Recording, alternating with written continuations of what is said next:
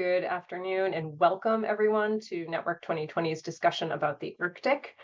Before I introduce our wonderful panelists, I just wanted to say a few words about Network 2020. We're a New York City-based nonprofit, and we're really trying to connect international affairs to the wider world. And so we have a lot of conversations both online and in person, so please follow us on all of the channels. With that, it is my great pleasure to introduce our panelists today. First, we're pleased to welcome back Pavel Devyatkin. He is Senior Associate and Leadership Group Member at the Arctic Institute, and his research areas include, among others, Russia and Arctic policy, U.S.-Russia, and U.S.-China relations. Next, we have Dr. Ulrik Pram Gad, who is a senior researcher in the Global Security and Worldviews unit at the Danish Institute for International Studies, where he focuses on Arctic identity, diplomacy, and security, and also studies how Greenland-Denmark relations are shaped. Lastly, it is a pleasure to welcome Dr. Jennifer Spence. Jennifer is the director of the Arctic Initiative at Harvard's Belfer Center for Science and International Affairs. And moderating today's conversation is Network 2020 member and senior advisor, Joanna Courtney, who has her PhD from Oxford and authors articles and advises policymakers on international affairs. So welcome, everyone. Thanks for your patience. And Joanna, over to you. Great. Thank you so much, Courtney. The Arctic has been, over the past 75 years, a region of both cooperation and competition among its bordering countries. Climate change opening maritime passages, Russia's invasion of Ukraine, and increasing scientific and commercial interests of both bordering and non-bordering states, such as China, have created new challenges and opportunities for the polar area. Most recently, declarations made by U.S. President Trump questioning the status of Greenland have added a new level to pre-existing tensions. So what are the geopolitical interests of the United States, Russia, and China in the Arctic, and how have they evolved over time? What are the main challenges in the region, and what role does climate change play? What are the motivations behind America's increasing interest in Greenland? How does Russia balance the war in Ukraine with its strategic priorities in the Arctic? What role does the Arctic Council play in the governing of the High North? Finally, how do some bordering states, such as Canada or Denmark, view the involvement of near-Arctic states in the region? I look forward to discussing these and other questions with our panelists today. So if I could start with you, Jennifer, kind of to set the discussion. Could you please describe what is exactly meant by the Arctic and how has it been governed over recent decades through the Arctic Council? Great. Thanks, Joanna, and thanks so much for the invite. I think you've sort of asked one of my favorite questions because I think it's such a great place to start because I don't think we often think about these things, and that ultimately the Arctic as a region is a construct. And we have to sort of reflect on what that means. There's actually different definitions of the Arctic, and depending on which one you use, you sort of get a different flavor. So the sort of most classic one is probably the Arctic Circle, so a geographic sort of definition, and that's literally based on where the sun is visible or not visible at particular times of year, which is the 66th, the latitude of 66 degrees north. But then there's also ones based on climate or tree line or political boundaries. And some of those are static, like the 66th latitude, 66 north. But the tree line and the climatological, we actually can start to see some changes in these, which also sort of begs some interesting questions. But I think an important and fun fact when we think about the governance of the Arctic is that there's actually a relationship between this geographic, the Arctic Circle definition of the Arctic, and the political. And when the Arctic Council was when the Arctic Circle was, when discussions were starting around what an Arctic state was and who should be included in discussions around the creation of the International Arctic Science Committee, at the beginning, Iceland was left out. It wasn't actually recognized as an Arctic state because of using the Arctic Circle as a definition. And it was actually Iceland that came forward because they have a few tiny islands that cross over and therefore were able to make the case that they were in. But it speaks to the construct that, you choose your definition and then based on that. But now fundamentally, that construct has stuck, and now we have the 8 Arctic states, which is sort of set now, and so everybody else becomes a non-Arctic state.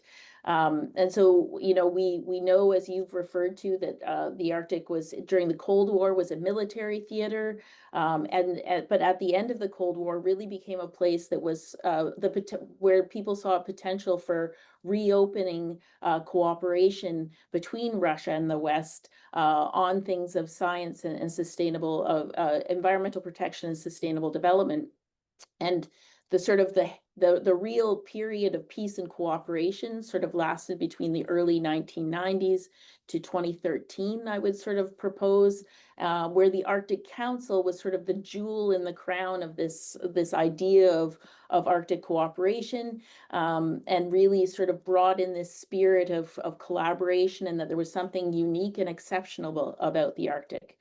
We start to see a shift in 2013, 2014, with increasing global interest in the Arctic for many different reasons. And we see those tensions around Crimea also starting to spill over into the Arctic and relations between the West and Russia. And then, of course, as you also referred to, 2022, we see a major shift in dynamics in the Arctic, where you see a significant spillover of the relationship between the West and Russia in the Arctic that plays out in terms of a lot of the institutions. And then I will add into that the sort of more recent events of the U.S. change in U.S. administration. So again, we see another sort of shock to the Arctic system in 2025. So I think governance at this point is really in a period of extreme uncertainty. There's still people very committed to the idea of multilateralism and cooperation in the Arctic, but we also see these tensions and sense of competition. Great. Thank you so much. And then now turning to you, Pavel, with one of the largest player as far as territory in the Arctic, Russia. What are Russia's geopolitical interests in the region, and how has the war in Ukraine affected Moscow's priorities? Thank you, Joanna, and yeah, thank you very much for having me back at Network 2020. Russia controls about half of the Arctic coastline and views the region as essential for its economic well-being, for its national security. So Russia wants to further develop its natural resource reserves and position itself in order to reap the benefits from expected increases in maritime trade. So Arctic shipping is also a very big concern for Russia. Russia has concerns about increasing economic and military competition with Western countries in the region. And we see how Russia is also concerned about the expansion of NATO to include Finland and Sweden most recently. So the Arctic is a sensitive region for Russia as it's critical to Russia's economic outlook. And the war in Ukraine has caused a loss of Western markets and partners for Russia. And this has created significant problems for Arctic energy projects, for investment. But Russia is still trying to continue to make major investments in the region and is leading a domestic socioeconomic development strategy, also partnering with non-Arctic states.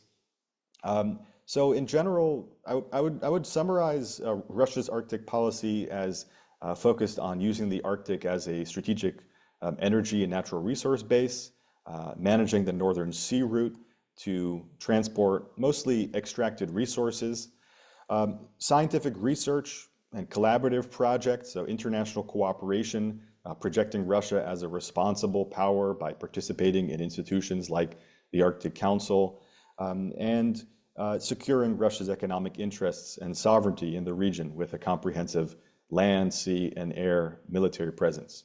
So the conflict in Ukraine has definitely affected Russia's Arctic policy. It's interesting to see how Russian officials, experts, policymakers, diplomats have reacted to the pause of the Arctic Council, and how they have called the pause in Arctic cooperation regrettable, and hoping to preserve activities so that when circumstances allow, cooperation could return. We see updates to Russia's official Arctic state policy and Arctic strategy, foreign policy concept.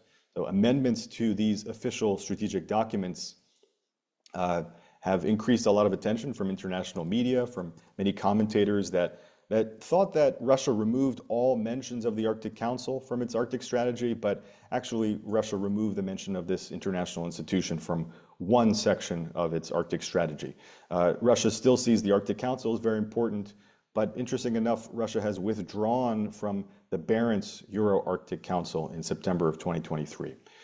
So in terms of economic cooperation, we see Russia building ties with China, especially. We just saw Rosatom, the manager of the Northern Sea Route, start a new management framework with China over the Northern Sea Route. And we saw China sending shipping through the Russian Arctic.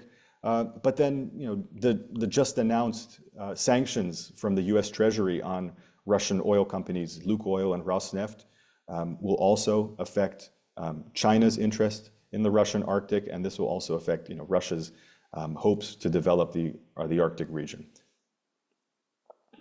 Great, thank you so much for that amount of information in such a short time. I know these are big questions, so I appreciate everyone summarizing as best they can. So I'll turn to you, Ulrich. You are in Denmark. So how do the different interests of the Nordic states play out in the Arctic? And what specifically is the governing relationship between Denmark and Greenland?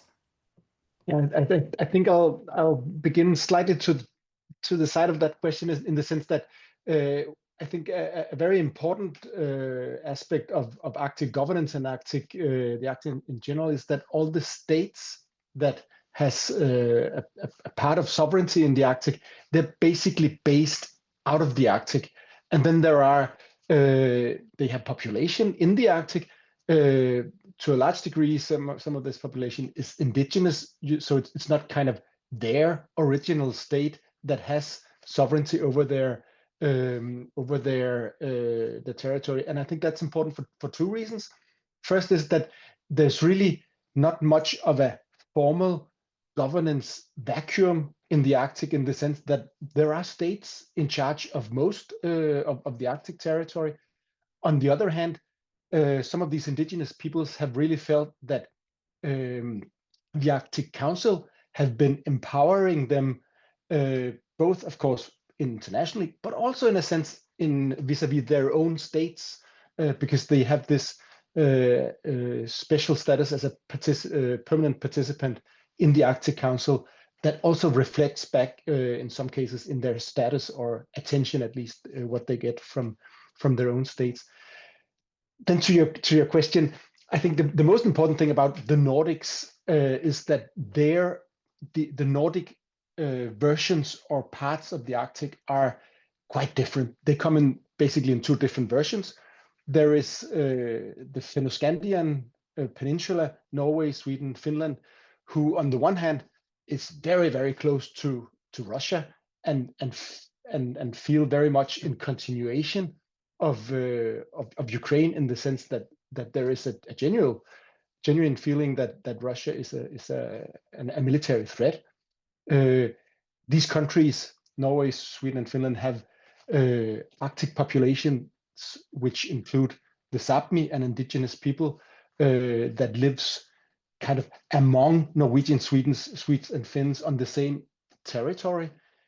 In contrast to that, Denmark's Arctic, if you will, is Greenland, which is actually a part of the North American Arctic, which means, first of all, there's really no Russian threat. There's no attention or interest towards Russia, basically, in Greenland. Second, that it's a separate territory from Denmark proper. So there is a realistic prospect in terms of international law that Greenland could be an independent state one day. It's a way of decolonizing that would be obvious if it wasn't for the clashes of scale, that it's a very, very, very large island with a very small population.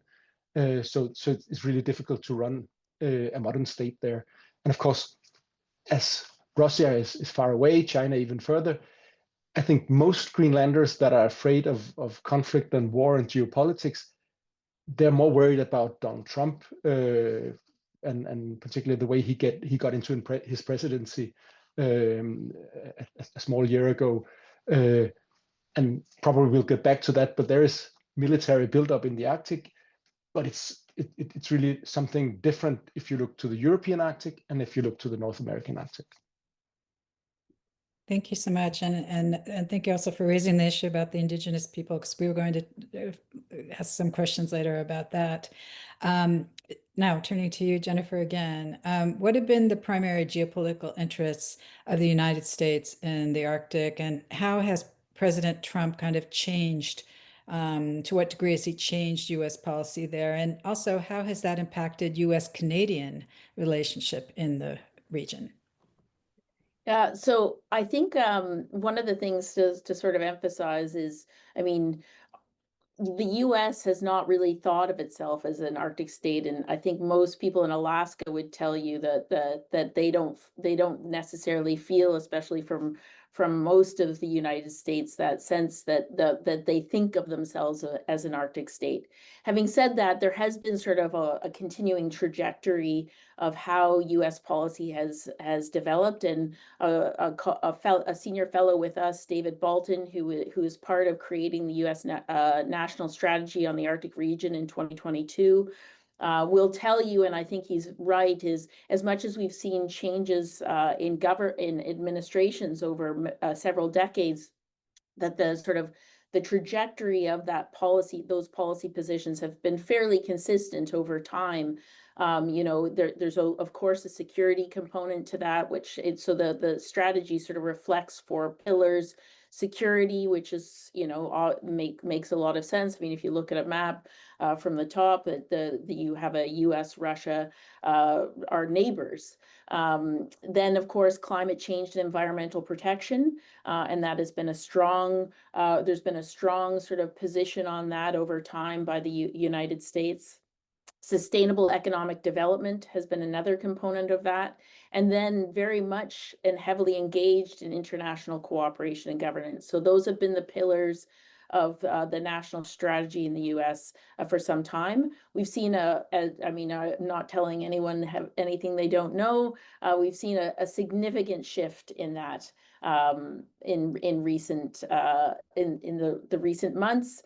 And I would emphasize 2 things here. So in what the attention is on, so we've seen a sort of a much stronger militarization and security kind of rhetoric coming out of the new administration. There's a lot of that kind of conversation. And then also sort of the Arctic as a place of rich resources that can be extracted kind of narrative.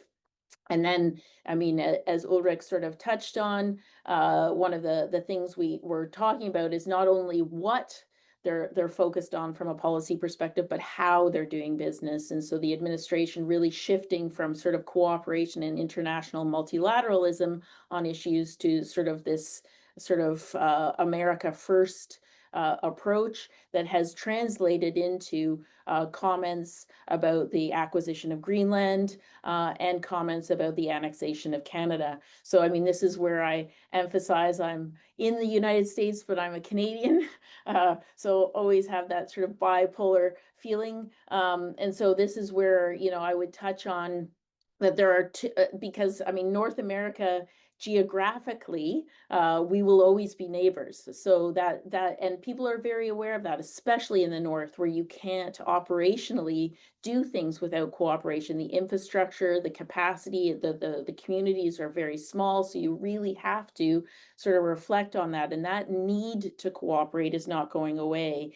And ultimately, operationally in the North, there's still a lot of important cooperations through NORAD, through search and rescue, all those types of things at the operational level. People will really emphasize that those connections are still there. But politically, there's been a fundamental rupture in the relationship between the US and Canada when it comes to economics. And I really sort of emphasize that this, in the Canadian context, the reaction to the approach that the US is using is truly a popular movement in Canada. It's not a political position that's being taken by an elite, but it's actually a movement by the people of Canada to respond and react to this kind of position that's being taken in the United States. Great, thank you so much. And now turning to you, Pavel, it's been referred that China has called itself a near Arctic state. What does that mean? And what ways does China work with Russia? And how is their cooperation viewed by other bordering states? Yeah, thank you. China has called itself as near Arctic state in its 2018 Arctic Policy White Paper. But even before then, China has had an interest in the Arctic, especially in economic, geopolitical, scientific, and environmental interests. So China joined the International Arctic Science Committee in 1996 and has had a scientific research station in Svalbard, Norway, since 2004, where China conducts climatic studies. And China has also become an observer state to the Arctic Council in 2013, which means that it's interested in Arctic governance and scientific diplomacy, environmental cooperation, protection of the environment, sustainable development, and working with Arctic states and other non-Arctic states.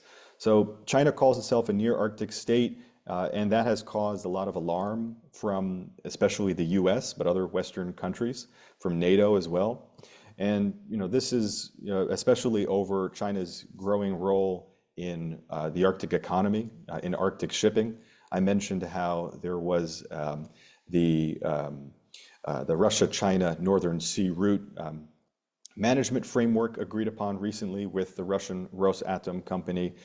China has also sent the Istanbul Bridge, a container ship from China through the Russian Arctic to the UK for the first time recently. China, declares that there is going to be a polar Silk Road, which is a vision for the Arctic as a new maritime shipping route to replace the traditional Suez Canal or Panama Canal routes. China sees the Arctic as a common heritage of humankind. So the Arctic is a region where natural resources, not just oil, gas, and minerals, but also fish, are to be exploited by the international community through cooperation. And so China has been working together, especially with Russia, in these areas. Most recently, there's been a lot of alarm from Western countries over China's cooperation with Russia in security-related affairs. So we've seen in recent years the Chinese Coast Guard entering the Arctic Circle for the first time together with Russia, Chinese bombers patrolling with Russia off the coast of Alaska, and naval exercises in the North Pacific Ocean approaching the Arctic. There is no evidence that China poses a military threat to the US in the Arctic or that China has aggressive military interests, but that doesn't stop the US strategic documents published during the Biden presidency, especially the White House, the Coast Guard, different branches of the armed forces, from pointing out the growing role of China and especially alarm over potential dual use interests of China in the Arctic. So, the potential for Chinese scientific research stations or economic investment to also have a military component. So, in general, we're seeing elements of Russian-China cooperation and alarm from the West over this. But there's still an ongoing debate about the nature of this relationship. And after the most recent U.S. Treasury sanctions on the Russian oil companies Lukoil and Rosneft, just today, Reuters reported that Chinese oil companies are considering a suspension of seaborne Russian oil. So that could have implications for China's interests in the Russian Arctic. Great, thank you, Pavel. Yes, we'll watch this space, especially what you just mentioned. It'll be interesting how that plays out. And then this will be the final question before we get to the Q&A. So if you have any questions, please pop them into the Q&A box and I will get to them after the discussion. And now turning to you, Ulrich, how do Greenlanders view the increased interest in the island, particularly with President Trump's comments demanding greater military and commercial ties with Nuuk? I think that's it's very much a moving target. If you scroll back time 10 years, I think the general intuition of all Greenlandic politicians would be that, oh, all this talk about war, conflict, military affairs, it's something that comes to us as a threat from the outside. It should just go away. We should be a demilitarized neutral zone. Of course, the Greenlanders have now, first of all, they've reacted to Putin's invasion of Ukraine with a lot of solidarity, in the sense that they see this as an aggression, and it's an aggression not just against Ukraine, but against a rules-based international order, which is the only chance a place like Greenland has, because it's such a small population. But also, the Greenlandic politicians have been listening and have had more of an insight and direct connections to the US. Otherwise, in principle, security and foreign affairs should rest in Copenhagen. But increasingly over the last decade, Greenlanders have been talking directly to the US and have not understood that Greenland is way too important for US homeland security, that the US will ever go away. So in that sense, Greenlandic politicians have been very pragmatic, signaling to the US that, okay, we'd like to engage diplomatically, investment, tourism, trade, everything. And then Trump arrived in office threatening to take over Greenland by force. So there's a disorientation in Greenland, a reorientation, saying that we look forward to cooperating with the US. Now it's much more cautious. We see they don't go away, but we really, really appreciate the support shown by European countries. There's been military exercises with French, German, Canadian, and also Swedish and Norwegian participation recently. I think most Greenlanders would like it to go away, but better to have European allies come as friends than have the US invade. Yeah, and I read recently that Denmark has increased its military budget toward Greenland, right? Investing in Greenland, kind of to take off that argument that Denmark's not doing enough militarily to protect Greenland. The trouble is, of course, that it's not really meaningful to have a territorial defense of Greenland, because it's a massive chunk of ice with a very rock territory around it. If you invade it, you can't go anywhere. There's this famous Canadian anecdote about a Canadian admiral explaining to an American colleague that, okay, if anyone invades the Canadian Arctic, it'll turn into a search and rescue mission for us, because they're really in a place that's not somewhere you would invade. Of course, Denmark is investing because it's important to the US, and Greenland accepts this Danish defense investments to a large degree, because it's a way of saying to Trump, okay, whatever you say, we take it seriously. You don't have to be afraid about Greenland.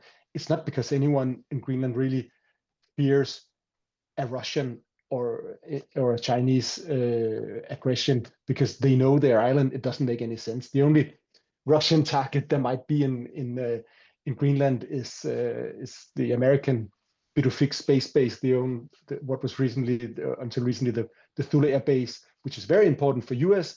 Continental defense.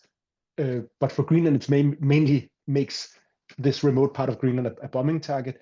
Then there's a worry also about critical infrastructure. Greenlanders watch what's happening in the Baltic Sea, where internet cables, electricity lines get cut in mysterious ways, and Greenland really feels vulnerable in that regard. So there's an appreciation about infrastructure protection, but that's really, really so separate from the continental defense measures that the US wants. Denmark is just pouring money into this at the moment to make Greenlanders feel safe and make Trump less, his narratives about Greenland be less credible. Great. Thank you so much for clarifying that. That's an important distinction. And now turning to the questions. And the first one I will address to you, Jennifer, but of course, others please jump in. It's regarding climate change. All Arctic neighbors and interested parties know the science behind the coming climate catastrophe. It'll make the Arctic even more strategic as the world deals with mass migration to higher latitudes and extreme weather days and make many tropical areas unlivable. How is this reality encouraging more cooperation, even as countries position themselves for conflict? Yeah, I think, I mean, absolutely. We haven't talked a lot about the climate, the massive changes that are happening in the Arctic because of climate change. I think one of the things that there's a lot of cooperation on, or has been, is around the science of climate change and what that means globally. And that is frankly at risk right now, both because of the challenges of accessing data from Russia and sort of that, which is such a significant portion of the Arctic, and also the massive cuts to research and data collection by the United States that's happening right now. So these are not insignificant in terms of sustaining our knowledge of climate change and what this is going to mean. In terms of its strategic importance because of climate, my sort of take on this is my main concern is there's a growing narrative around this sort of race for the Arctic. And the thing to remember is the Arctic is always going to be an extremely difficult environment in which to function. And a lot of the narratives around sort of opportunities are sort of overstated, or at least like their potential at this point, but haven't been sort of thoroughly investigated. There isn't the infrastructure. And while there'll be less sea ice, it's still going to be a very difficult and volatile environment, a very unstable environment and very environmentally sensitive environment. And so, you know, a lot of the conversations around a race for the Arctic and those types of things are often sort of exaggerated. And so I see, in terms of cooperation, the real focus right now needs to be on better understanding how things are going to evolve and change. I mean, we just saw a massive new climate-induced disaster in Alaska with now my brain is completely escaping me, but massive flooding and on the coast of Alaska. These are the types of things that are going to happen that we really need to focus in on an emergency response to these things, and the strategic elements of it should be about the smart, and cooperation should be about smart and thoughtful investment in making the Arctic what it can be and what it should be for the people that live there. Thank you. And then turning to you, Pavel, how would you describe Russia's main concerns regarding China in the Arctic, perhaps about letting it in too deep, so to speak? Yeah, thank you for that question. The main difference between the Russian and Chinese interpretation of the Arctic situation is the legal framework of the Northern Sea Route. So the Russian Arctic shipping lane, the Northern Sea Route, for Russia, it's considered historically Russian. For China and for many other countries, the route is considered international waters. So this causes a tension in the Russian-Chinese partnership, where many Russian experts, commentators, express alarm about letting China in too deep. So when the Chinese Coast Guard, for example, entered the Arctic Circle for the first time, together with the Russian Coast Guard, I saw Russian commentators writing about how this time we gave them permission. Next time the Chinese won't be asking for permission because the Chinese regard this area as international waters. The profitability, the sustainability of the Northern Sea Route is still something that's debated, and Russian commentators still are not sure about to what extent Chinese investors and companies are going to be involved in the Russian Arctic shipping lanes. Same goes for Arctic oil and gas projects. So, we can see how the US and Russia are in negotiations over the Ukraine war, and we see the Alaska summit between Presidents Trump and Putin. We see the discussion of the Arctic as an area for cooperation. The Chinese are also noting this and asking whether this will affect the Russian-Chinese relationship in the Arctic. Some believe that a normalization of US-Russia relations in the Arctic won't be a problem for Russian-Chinese relations because the main obstacle for any Sino-Russian cooperation were the US-imposed sanctions on Arctic projects, which were the main obstacle for Chinese companies getting fully involved. But then, of course, there are many other obstacles like the lack of infrastructure, this ambiguous legal framework, and still questions about who's going to be doing the investment. So it's still being debated, the reality of the Sino-Russian relationship in the Arctic in many different spheres, not just in economic relations, but also in these security-related affairs. Thank you, Pavel. Actually, I want to follow on with something. It's slightly different, but I'm thinking of U.S.-Russian relations. What is Russia's perception about President Trump's comments regarding Greenland? Yeah, that's a really interesting question because so this year, President Putin gave a very important speech in Murmansk at the Arctic Territory of Dialogue Forum. This is the first time that this forum was held since 2019. It's traditionally involves President Putin's plenary speech. He started this speech by expressing alarm over Trump's plans to acquire Greenland. So some headlines declared that Russia supports Trump's plans for Greenland, and indeed some Russian political commentators, Sunday night TV presenters celebrated Trump's plans and said that now special military operations will be the norm in international relations. But the official response from President Putin, from Russian diplomats, was concern over stability in the Arctic, and especially over the, at that time, upcoming Danish Arctic Council chairmanship, and how this desire to acquire territory from another Arctic nation would affect multilateralism and security in the region.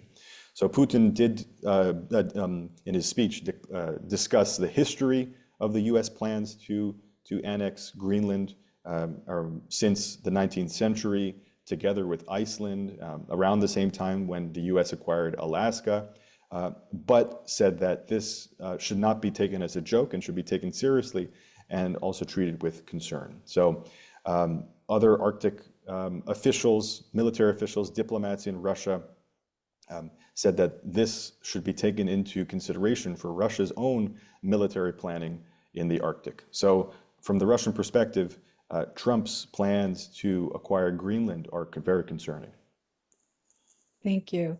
And then turning to you, Ulrich, there's a question here about globalization, that it is more than threatened and that the rules and understandings that flowed from it are only obeyed by some. It's kind of the rule-based order. We're seeing that being somewhat undermined. Will we see great powers carve out areas of interest in the Arctic, or is there still a chance for a global approach to the region?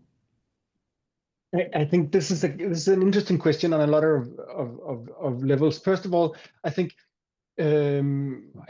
Europeans and Greenlanders alike at the moment are finding out that this international order that we've lived under was a really important thing, but we're also told by the global South that it wasn't really a global order, in the sense that that some of those rules that we felt were really important and protected us, they didn't really have the same currency in Afghanistan, Iraq, places in Africa, Latin America. So in that sense, the rules-based order is really important. It's worth protecting, but we're also learning that we should perhaps have taken it a bit more serious ourselves when it was still in place.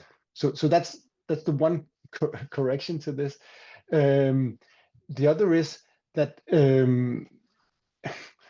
it's the thing is that I think we're still learning about Donald Trump's second presidency. First of all, how revolutionary he is. It's not clear because he puts out very radical proposals and then he backs down. He returns to some of them. He doesn't return to all of them. He does some of this in trade, some of it in military discussions, security discussions. So we still don't know where he's coming down, except that he's destroying a lot of trust, which a lot of American allies around the world have had in the US. And that in itself makes for a more complex picture wherever it ends, however it settles.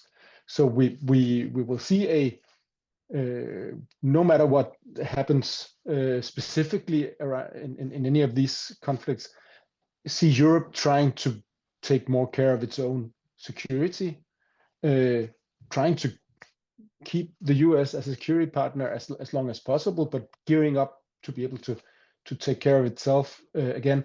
And of course, the ultimate loser, if there is a kind of return to this kind of zones of interest, and that would be Greenland, because as mentioned before, there's no way for anyone in Europe to protect militarily Greenland against US aggression should it come to that. So in that sense, the stakes in this international rules-based order is probably the place in the world where that is highest is in Greenland. The rest of the Arctic, again, it's still most of it. Its sovereignty claims are really settled. There's a small place in the middle of the Arctic Ocean that needs international governance, but the rest of it in terms of international law are covered by sovereign states. Great, thank you so much for that, for describing that for us, and the status of Greenland, how it is vulnerable in that respect. Then turning to you, Jennifer, there's a few questions here regarding the Indigenous populations and how are they able to voice their priorities and concerns, and what legal rights have been enshrined maybe through the Arctic Council? Yeah, so I mean, I would say in particular that that's one of the sort of innovations of governance in the Arctic has been the important role placed on the involvement and inclusion of Indigenous peoples in multilateral governance. And that is presented in the Arctic Council, but also you actually see it as a norm that is built into a lot of institutions in the Arctic now, that there needs to be a more thoughtful consideration of Indigenous leadership, Indigenous knowledge in the discussions. This is very prominent in the Arctic research community, and the principles and guidelines for how to do work. So I think I mean, you can look at this period of uncertainty, you can look at it in different ways in terms of what the implications are for Indigenous peoples of the Arctic, that we're in this period of uncertainty. One is obviously that there's a risk to Arctic Indigenous leadership in this space because of a greater focus on competition and great power politics, and therefore the sort of issues of sustainable development and environmental protection in the Arctic may take a back seat to that. But I think that a more optimistic look at this would suggest that actually in this space where Arctic states and non-Arctic states are challenged in terms of their ability to cooperate with each other. It has also created a space for Arctic Indigenous peoples organizations to take a leadership position in defining policy priorities in the region, and because they are continuing to do their work both in the UN system, in the Arctic system, and domestically, to advance priorities that are important, and they have a particular credibility and legitimacy to take on the role of articulating what those priorities are. And so I think we as a research community have a real opportunity to support that effort by Indigenous peoples organizations to take that on. I would sort of clarify, though, that so that's at the international level. Of course, there's also at the domestic level in each of the Arctic states. And there, I mean, that's a whole other situation in terms of what the rights of Indigenous peoples are in each of the individual Arctic states. Each of those jurisdictions take a very different approach to Indigenous peoples, and probably the one that is of most concern at this point is Indigenous peoples in Russia, who have been sort of isolated in the current context, or largely isolated from international conversations, and it's much more difficult to have their voices heard on issues at this point in time. Thank you. There's a question here, and I guess I could address this to Jennifer unless somebody else wants to jump in. Do you see large-scale Arctic shipping as viable in the near future? I guess the question, large scale, yeah. Yeah, so the short answer is no. I don't. I mean, when we talk about shipping in the Arctic, even through the Northern Sea route, which is sort of the most active at this point, it's all an issue of scale, right? And so, you know, we talk, but what's happening is people are talking in percentages. So when there were two voyages last year, and then there's 4 this year, that's 100% increase. And so, you know, those are the kinds of announcements you're hearing. Similarly with the Northwest Passage.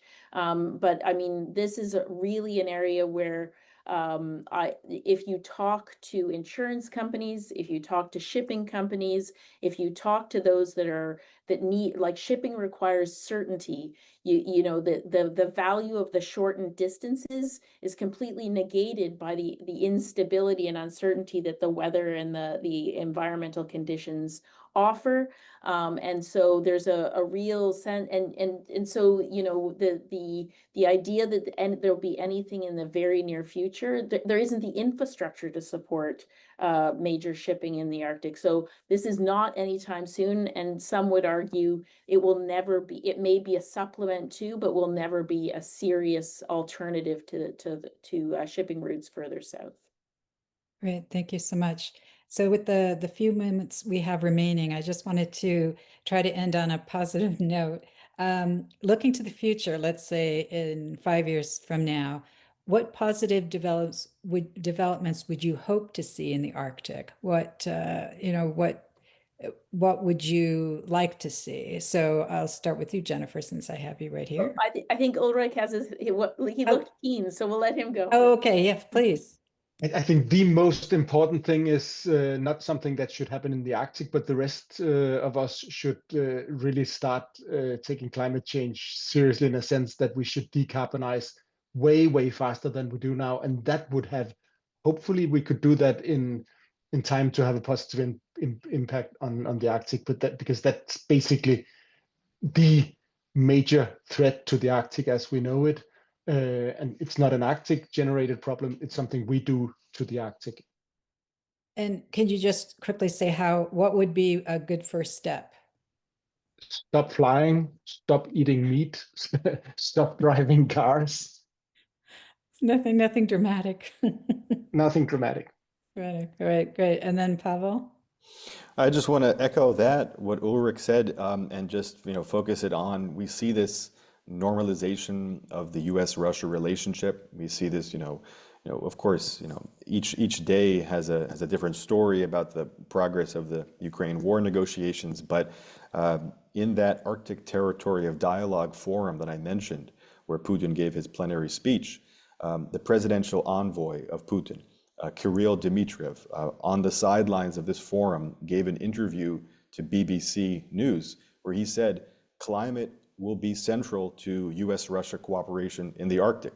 And so if, I hope it's before 2030, but if in the next few years we get some kind of pressure from the international community on the U.S. and Russia to cooperate in climate change research and adaptation and mitigation, that would be something really incredible. But we'll see, considering how skeptical this Trump administration is on that.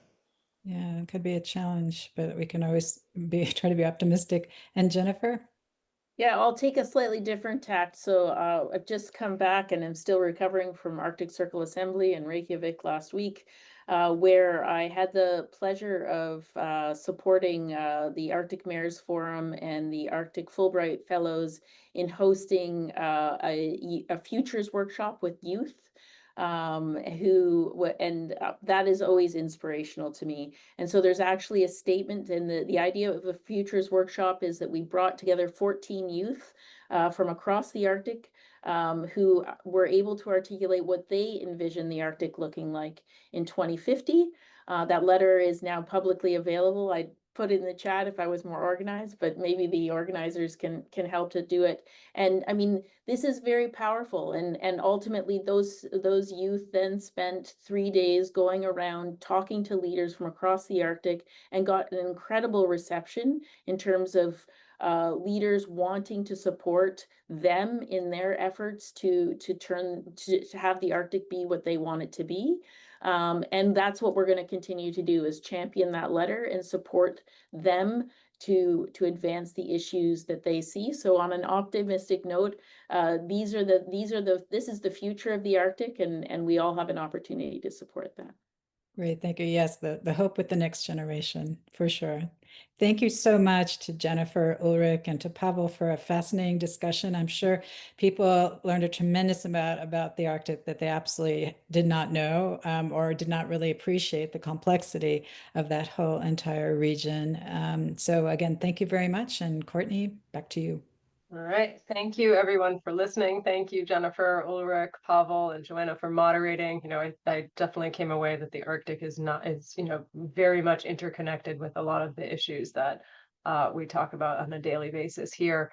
Thank you, everyone, for the great questions. Just a couple housekeeping notes. Our next event is next week it's a private virtual discussion. So if you're not a member, we encourage you to join. It's not that expensive. And we'll be talking about the future of aid with Dave Harden. And we, and then we also have an event on Sudan. This is also a virtual salon discussion on the role of technology in the Sudan conflict. And we are a nonprofit. We encourage people to donate if you can. So if you enjoyed what you heard, kindly support the work that we do so we can keep these discussions free and open to all. So thank you, everybody. Fascinating discussion. Really appreciate it. Have a wonderful day and evening.